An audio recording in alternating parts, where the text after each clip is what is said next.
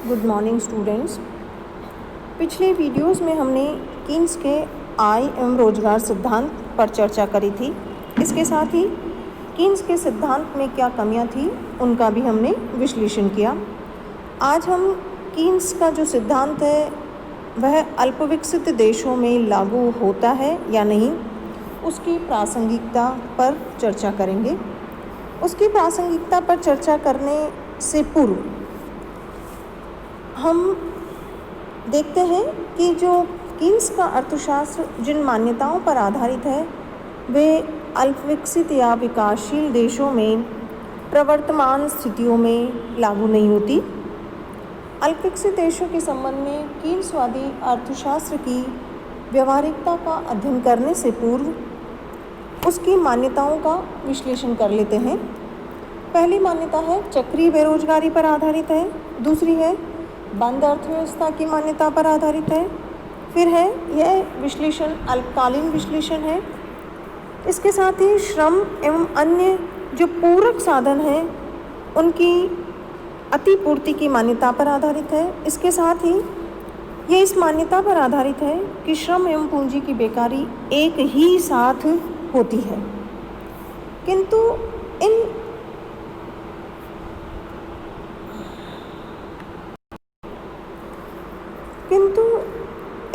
उपरोक्त मान्यताओं के आधार पर यदि हम ये अध्ययन करेंगे कि कीन्स का सिद्धांत अल्पविकसित देशों में कहाँ तक लागू होता है।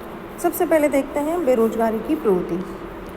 प्रोफेसर कीन्स ने चक्रीय बेरोजगारी का कारण प्रभावपूर्ण मांग में कमी को माना है, किंतु विकासशील देशों में जो बेरोजगारी है वो चक्रीय नहीं होकर दीर्घकालीन एवं संक्रामक है।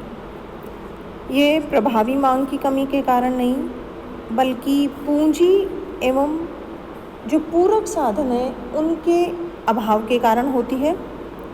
अतः विकासशील देशों में अतिरिक्त उत्पादन क्षमता के अभाव में जो ही उपभोग और निवेश व्यय में वृद्धि करके रोजगार बढ़ाने का जो प्रयास किया जाता है उससे मुद्रास्फीति या महंगाई उत्पन्न हो जाती है, मुद्रास्फीति का जन्म हो जाता है। अतः विकासशील देशों में बेरोजगारी का निराकरण प्रभावी मांग में वृद्धि ही नहीं अपितु आर्थिक विकास, पूंजी निर्माण एवं बचतों के माध्यम से हो सकती है। दूसरा है उपभोग प्रवृत्ति। कीन्स का कहना है कि कीन्स ने अपने सिद्धांत में आय एवं उपभोग के बीच और इसके साथ आय एवं बचत के बीच जो संबंध दर्शाया वो अल्प विकसित देशों के संबंध में खरा नहीं उतरता। उन्होंने ये बताया कि आय में वृद्धि से उपभोग में वृद्धि होती है, किंतु आय वृद्धि की तुलना में उपभोग में कम वृद्धि होती है। और इसके साथ ही उपभोग फलन के आधार पर यदि आय में वृद्धि के साथ साथ बचत में भी वृद्धि होती है, किंतु बचत में वृद्धि आय वृद्धि की तुलना में अधिक होती है। किंतु अल्पविकसित देशों में ये संबंध खरा नहीं उतरता। क्योंकि इन अल्पविकसित या विकासशील देशों में लोगों की एमपीसी बहुत ज़्यादा होती है।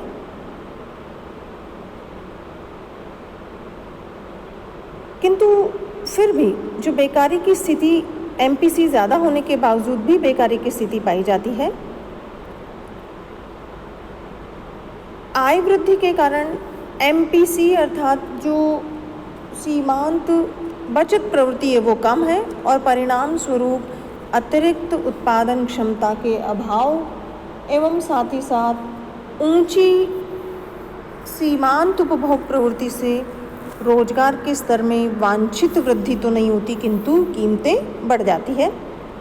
उन्होंने आय उपभोग एवं बचत के जो संबंध स्थापित किए हैं वो अल्पविकसित देशों में लागू नहीं होते हैं। फिर है गुणक। गुणक का सिद्धांत जिन मान्यताओं पर आधारित है जैसे अनैच्छिक बेरोजगारी, औद्योगिकृत अर्थव्यवस्था, पूर्ति वक्र की औद्योगिकृत अर्थव्यवस्था अर्थात पूर्ति वक्र ऊपर की ओर दाएं ढालू होता है। उपभोग वस्तु उद्योगों में अतिरिक्त क्षमता पाई जाती है। आवश्यक कार्यकारी पूंजी इन विभिन्न मान्यताओं पर आधारित है, किंतु विकासशील देशों में ये दशाएं नहीं पाई जाती, जिसके कारण वहाँ गुणक का सिद्धांत लागू नहीं होता। फिर है बचत प्रवृत्ति। कीन्स उपभोग को या खर्च को तो अच्छा और बचत को सामाजिक बुराई मानते थे, किंतु विकासशील देशों में आर्थिक विकास एवं पूंजी निर्माण बचतों के बिना संभव नहीं है। इन देशों में उपभोग में कटौती करके एवं बचत में वृद्धि से ही पूंजी निर्माण एवं आर्थिक विकास की गति तेज की जा सकती है। फिर अगला है ब्याज की दर। कीन्स के अनुसार निवेश पर ब्याज दर का प्रभाव पड़ता है एवं ब्याज की दर लेन देन उद्देश्य की तुलना में सट्टा उद्देश्य से अधिक प्रभावित होती है, किंतु विकासशील या विकसित देशों में विकासशील या अल्प विकसित देशों में तरलता की जो मांग है वो लेन देन और सतर्कता इन दो उद्देश्यों के लिए अधिक होती है और सट्टा उद्देश्य के लिए कम। इसलिए तरलता अधिमान ब्याज दर को अधिक प्रभावित नहीं कर पाता है। इसके साथ ही ब्याज की दर मुद्रा की पूर्ति से उतनी प्रभावित नहीं होती जितनी परंपराएं, रीति रिवाज एवं संस्थागत साधनों से प्रभावित होती है। फिर पूंजी की सीमांत क्षमता। कीन्स ने निवेश और पूंजी की सीमांत क्षमता में विपरीत संबंध की कल्पना की है, किंतु अल्पविकसित देशों में इन दोनों में सीधा संबंध दृष्टिगोचर होता है, क्योंकि निवेश और जो पूंजी की सीमांत क्षमता है ये दोनों निम्न स्तर पर रहते हैं और इन देशों में अर्थात विकासशील या अल्पविकसित देशों में पूंजी का अभाव रहता है, बाजार की अपूर्णताएं पाई जाती है और मुद्रा बाजार अविकसित रहता है। इस प्रकार उन्होंने जो पूंजी की सीमांत क्षमता और निवेश में जो संबंध बताया वो अल्प विकसित या विकासशील राष्ट्रों में लागू नहीं होता है। फिर है हीनार्थ प्रबंधन। अल्प विकसित देशों में हीनार्थ प्रबंधन के माध्यम से जब निवेश और उत्पादन बढ़ाने का प्रयास किया जाता है तो इससे मुद्रा प्रसार होने से कीमतों में वृद्धि होने लगती है और उत्पादन उस मात्रा में नहीं बढ़ पाता है, क्योंकि उत्पादन बढ़ाने के लिए इन देशों में पूरक साधनों का अभाव पाया जाता है।